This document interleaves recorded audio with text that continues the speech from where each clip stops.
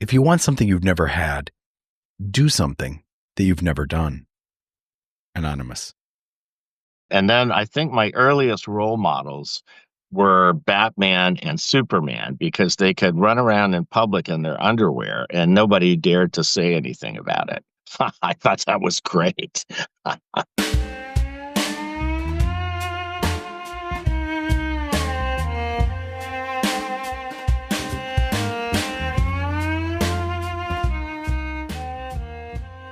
Carl Henn likes to claim that he has spent 2 centuries in Africa. And while it may have only felt like 200 years, his actual decades of life-saving health work there span North, East, South, and West Africa, fueled by compassion and an ever-present sense of humor, even through some very, very dark times. I'm Christopher Wurst, and this is Soft Power. Powerful. Soft Power. Powerful Stories. Powerful. Soft Powerful. Stories. So I was born in Indianapolis, Indiana in the 60s, but it felt like it was still in the 50s. It was, the decade of sex and drugs and rock and roll, none of which were allowed in my house, unfortunately.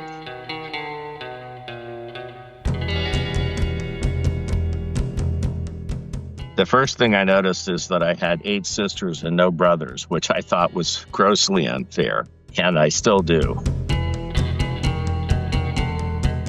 And I wasn't like other kids. They were all out playing sports, and I voluntarily was reading and enjoying books, which kind of made me stand out, not in a good way. Do you remember books that had particular influence on you at a young age? The book that always pops to mind more than any other was actually during my Peace Corps in Morocco. I read the book Zen and the Art of Motorcycle Maintenance by Robert Pirsig, and that totally changed my life. Because they never said in Indiana to anyone that if you feel like you have something extraordinary, you should explore that and be the best that you can be. In Indiana, it was like, just be like everyone else. I discovered that I had a sort of talent for language and negotiating other cultures, and thought, oh, this is my superpower. And so that's what I wanted to do after that. My mom had a friend who worked at the Chicago Zoo as a volunteer, and she would go every year with the zoo to Africa. They would collect animals, and when they visited, they would always do a slideshow from their Africa trips. And I was like, holy shit, that's amazing.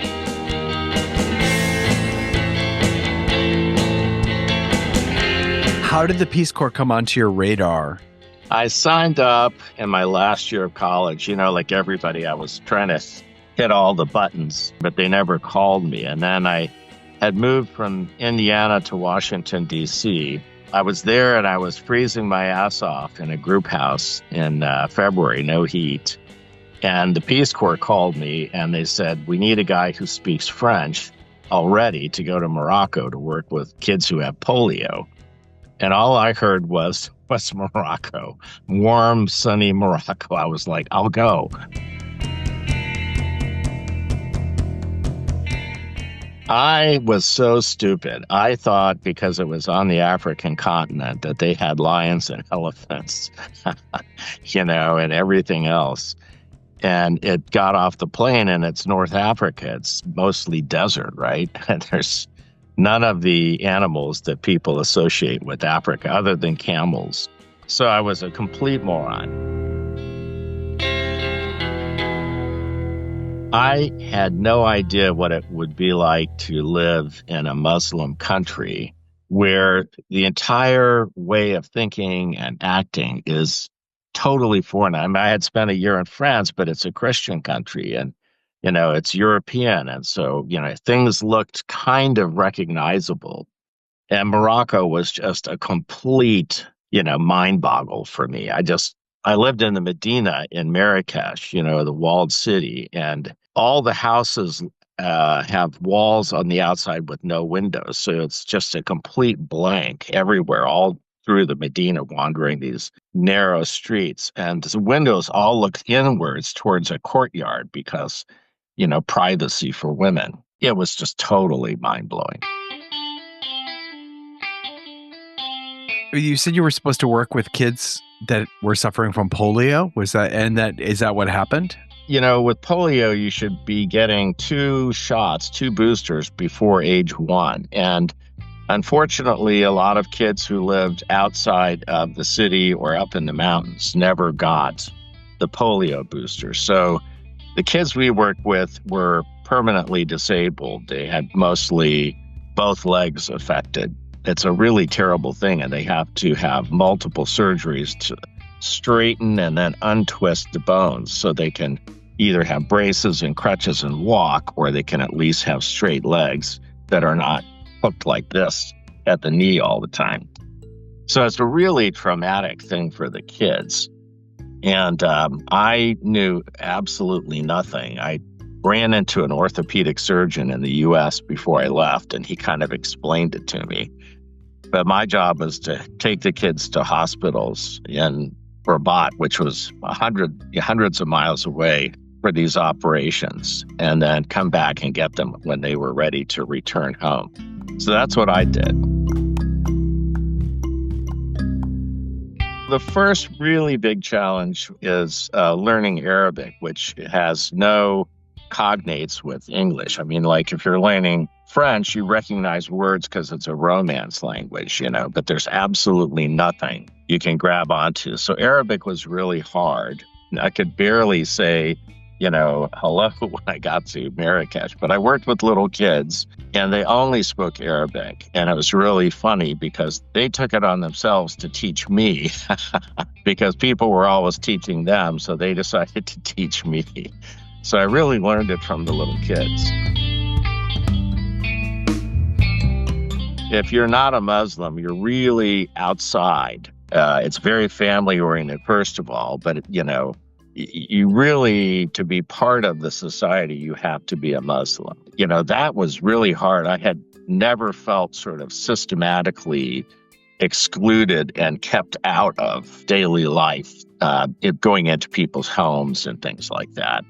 And a third thing, of course, is that it was absolutely impossible to talk to a young woman because they were never alone in public, or to actually have a date or something. That was just completely impossible. But didn't you meet someone in your service in Morocco? Yeah, my first wife. So you overcame this barrier. I knew a guy from the consulate in Casablanca who wanted to come down and climb Mount Toubkal, and outside Marrakesh, the tallest mountain in North Africa. It's got a snow cap. He talked me into going with him. It was at the end of May. We got caught in a freak snowstorm at 10,000 feet. And lucky for us, there was a refuge. And so we went in the hut, and there's a Moroccan woman there. And she's writing in the logbook. And I was like, "What are you doing here?" And she said, "Well, I decided to climb the mountain." And I was so amazed. She was speaking English perfectly. And I said, "Well, I live in Marrakesh. If you're ever there, here's my address, the place where I work. Look me up." And she came, but unfortunately, I was not there at the time. She ended up meeting my French roommate, and they became a couple.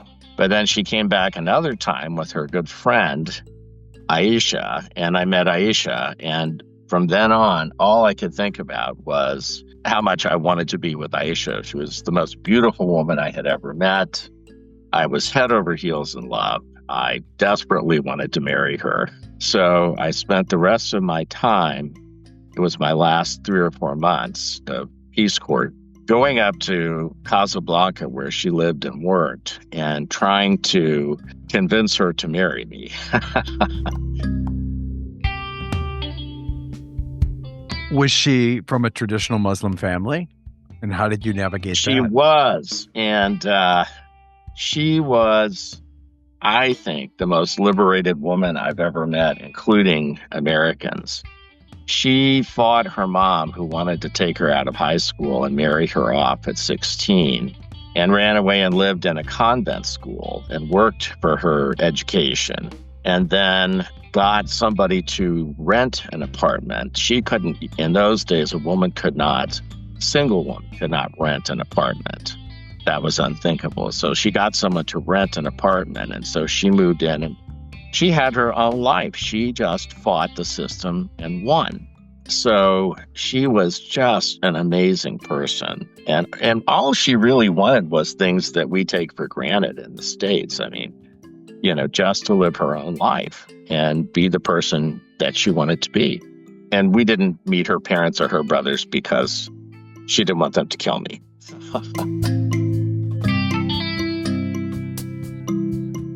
We first went overseas with Catholic Relief Services to West Africa from 1992 to 96. And I'm sorry to tell you that she became ill while we were there. And when we got back to the U.S., we found out that she had stage 4 lung cancer.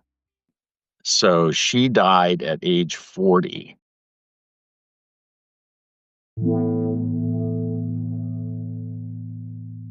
The boys were 6 and 12, and so I was a single dad, really struggling. I was not prepared for it. After 3 years, I finally heard that USAID was hiring for the first time, I don't know, in 10 or 15 years. They had gotten authority from Congress to bring on new direct hires. Somebody I knew from Peace Corps said I should apply, and I did, and they hired me. And within a year, they sent me and my 2 boys to Zimbabwe. I really jumped at the chance to go back to Africa with the boys. And for one thing, I knew I'd be able to have sort of a maid/nanny, and they would have somebody there when they got home from school who I could absolutely trust. So the boys were both very happy, I think. We got a Land Rover Defender, the long wheelbase model. And I had it all kitted out with a roof rack on top, and we would go on safaris, and they would sit up there and watch the animals. It was a great adventure for them, but not such a great adventure for the Zimbabwean people during that time.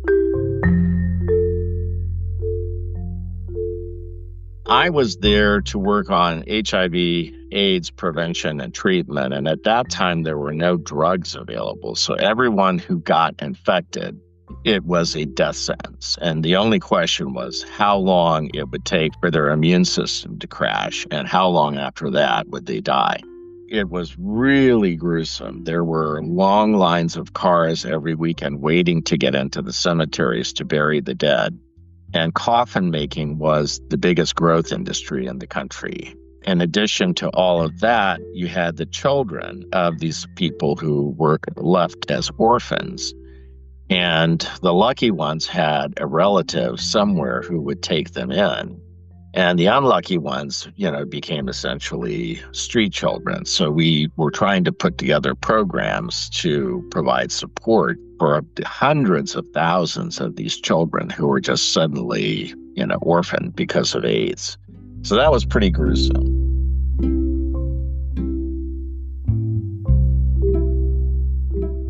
People were so stigmatized by HIV/AIDS that they would hide and die in secret rather than admit in public that they were sick with this. That's how bad it was. And then George Bush, of all people, was persuaded by a number of people to make a dramatic commitment to fund programs all over Africa and the world to fight AIDS. And it became the biggest program ever for a single disease by a single country. The drugs started coming in, and the sickest people got them first initially. And then we got better drugs, and then they started, because the drugs did not have as many side effects, they started putting women, pregnant and lactating women, on the drugs to prevent them from their immune systems from crashing, and then they would die. So now we had the very sick and the women, pregnant, lactating women, and then the drugs got better again. And they started putting people who tested positive, finally, on antiretroviral drugs. And that's where things ended up in 2020 when I was in Burundi. That's how far things had come.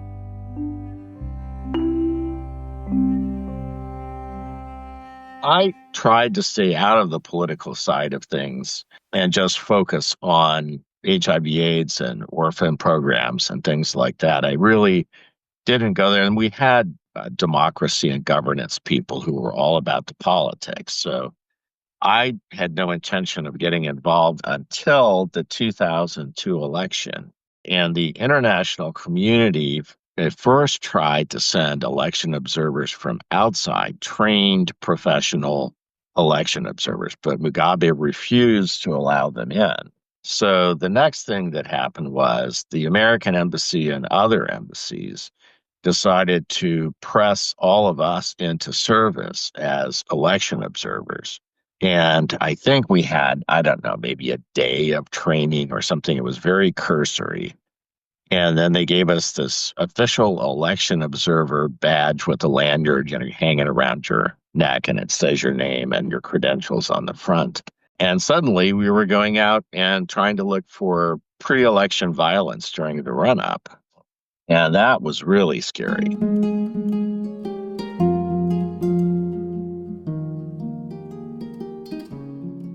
We went out in pairs in embassy vehicles that had diplomatic license plates, and we prayed that that would provide us some protection, because Mugabe had these guys that he called the war veterans, who were grown men, most of whom were too young to have fought in the War for Independence in 1980, which ended in 1980 when they got majority rule. So they weren't really war veterans, but they were claiming to be. And then he had these teenagers that he recruited and called them the youth brigades. And they were just poor kids in rural areas with no jobs and no money. And they were promised money if they would go out and sort of beat up and intimidate the supporters of the opposition party. I mean, everything was planned and orchestrated by Mugabe and his cronies.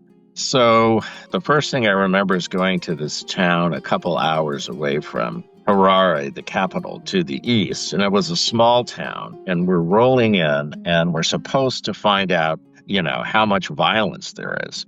We were talking, I was with a guy from the embassy. How are we going to find out? We can't just ask people randomly on the street. They're terrified. They don't want to be seen talking to foreigners.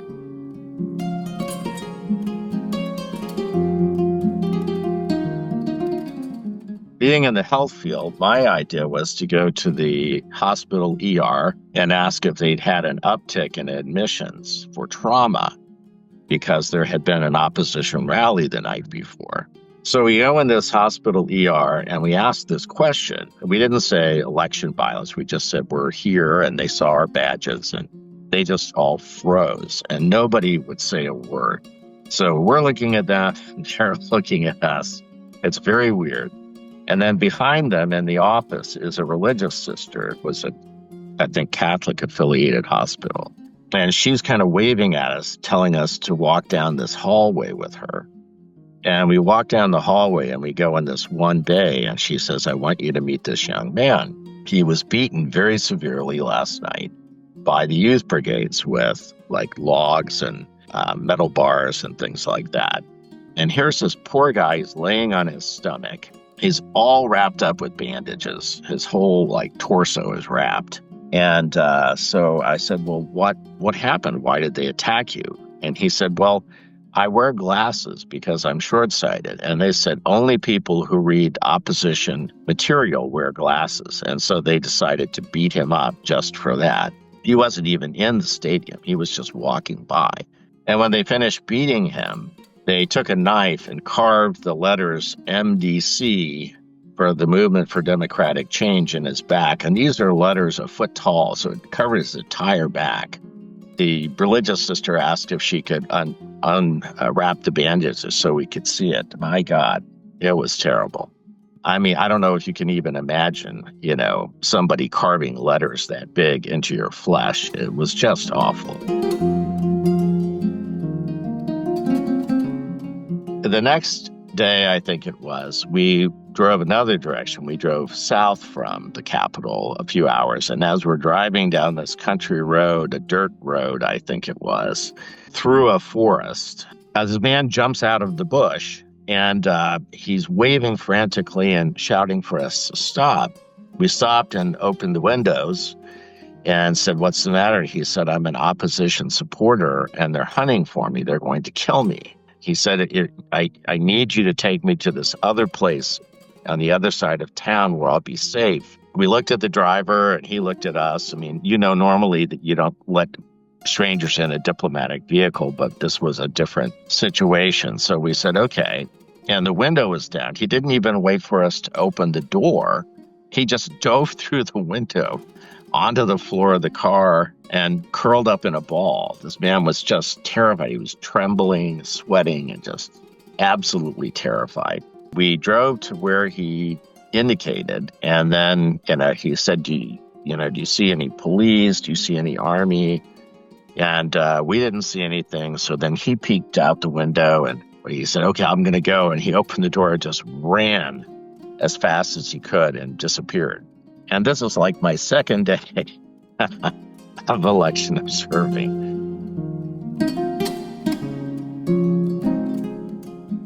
Finally, I guess it was the week run up to the election had ended and we were sent north. Everyone was sent to a polling station to see if the voting took place without intimidation or violence. So we went to this town 2 hours north. And when we drove up there, we hadn't really thought through what we would do if there were armed gangs there sort of waiting. But when we arrived, the embassy vehicle was immediately surrounded by this group of about, I would say, 20 young men. It was obvious to us immediately that this was one of the youth brigades. They were very poor kids, out in the rural areas. So they were, wearing, ragged old T-shirts with holes in them and ragged pants and flip-flops and things. But they were also glaring at us, just this anger, and you could just feel this tension. So we kind of looked at each other and we hesitated, and we decided we had to get out and go into the polling station to do our job. So we stepped out and they just surrounded us. I'm normally a coward. I am not a brave person. But I guess I felt because I was representing my country and I had a badge and so forth, that I had some sort of credibility and maybe a little bit of power. Maybe that's not the right word, maybe authority. So I said, "Are you youth brigades?" And one kid stepped forward and said, "No, we are not youth brigades." And I said, "Well, why are you surrounding us then?" And he said, "We are not surrounding you."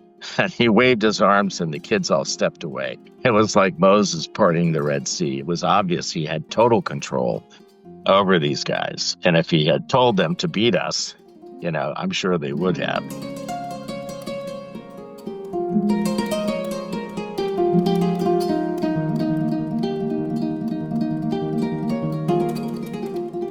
So now, there's the Red Sea has parted and we walk into the polling station.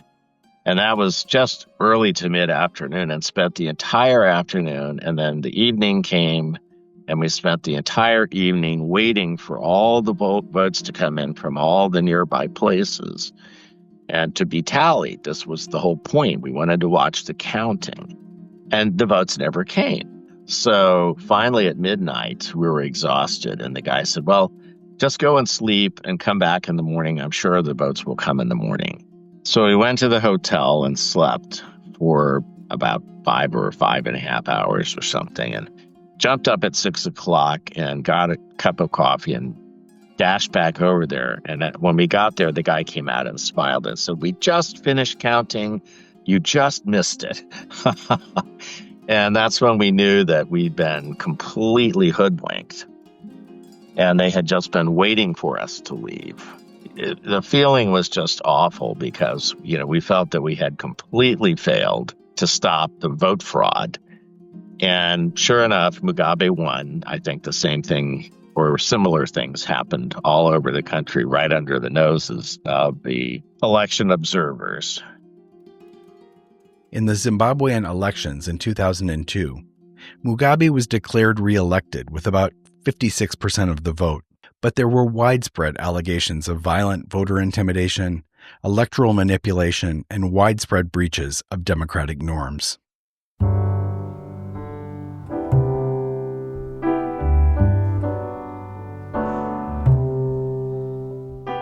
It's that time. We're nearing the end of the episode, but I want to give Carl one last chance to answer a question from dubious Aunt Deb. Shouldn't Africans be expected to take care of their own? Maybe if we gave them less, they would do more.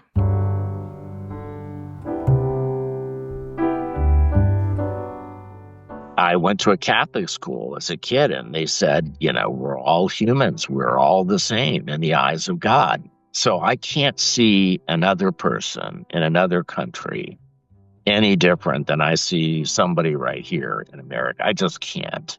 The agency that employed me, the U.S. Agency for International Development, has just been dissolved by the administration, the current administration, under allegations that it was fraud and abuse and other things. And the entire idea of foreign aid to Africa from the U.S. has been pretty much wiped away.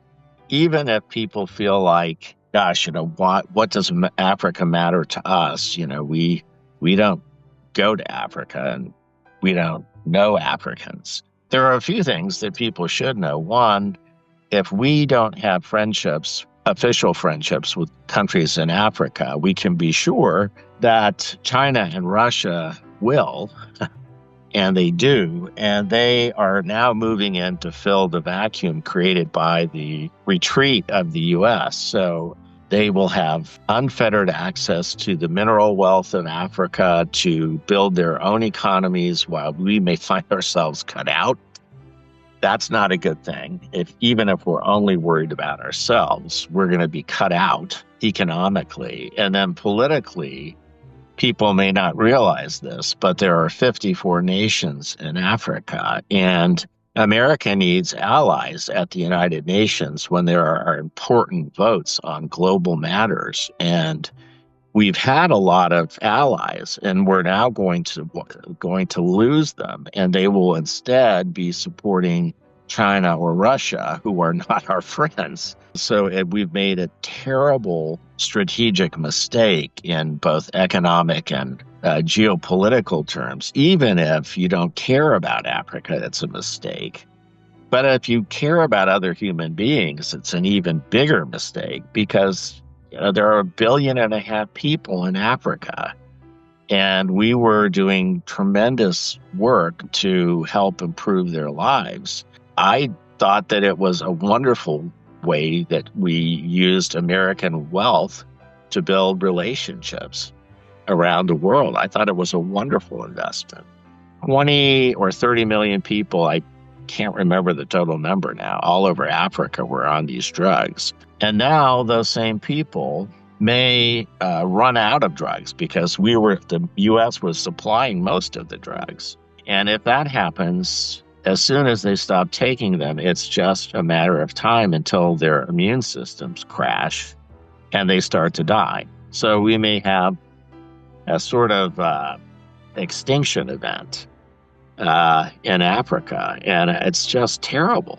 I would like to think everybody cares about other human beings, regardless of where they are. That's my hope.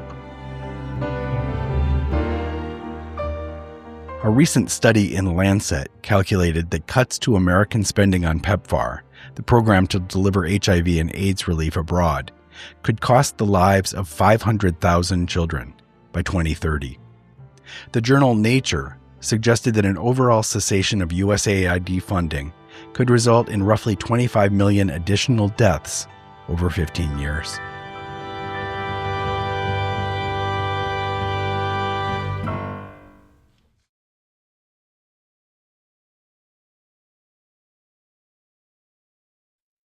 A huge thanks to my friend Carl Henn for pulling his RV over to the side of the road and calling us from somewhere near the California-Mexico border to share his stories.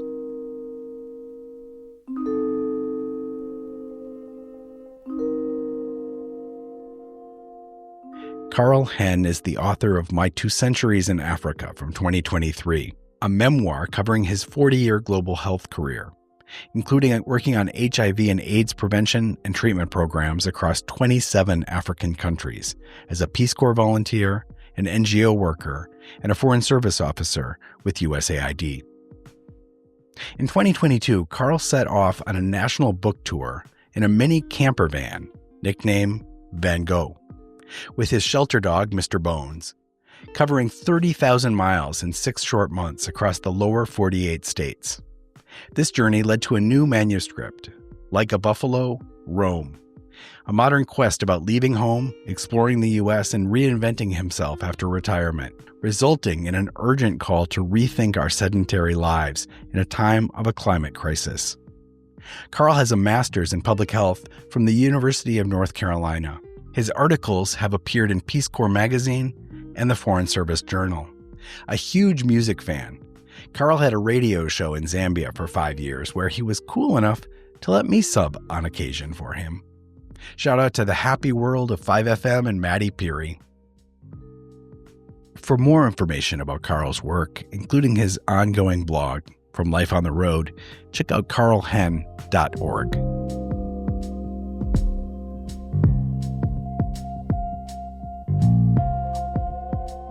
Thanks very much for listening.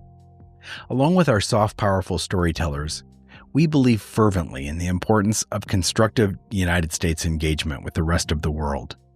If you enjoyed these stories and this mission, I would like to ask you to please follow Soft, Powerful Stories wherever you get your podcasts and leave a positive review.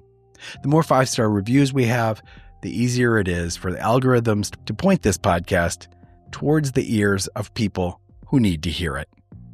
That is, people who may not think a lot about what's going on around the world or may have misguided notions about what's going on around the world, but maybe these stories might help them rethink that a little bit. If you really want to help, share this with your own dubious aunt, dubious uncle, or dubious associate, but do it in a friendly way.